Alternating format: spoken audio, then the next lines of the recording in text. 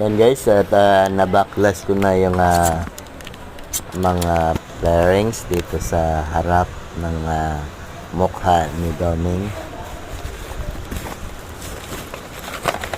At titistingin natin kung ano ang naging problema at bakit hindi gumana yung signal light. At ayon sa pag-testing ko guys, okay naman ang switch, okay naman ang mga supply ng kuryente, walang problema sa wiring. Ang problema ay napundi yung LED, kaya naka-ready na yung aking signal light na in order isang paris kasi LED ito, kailangan paris ang pagkakabit. Hindi ito kapres ng mga peanut bulb na peanut bulb lang ang yung tatanggalin.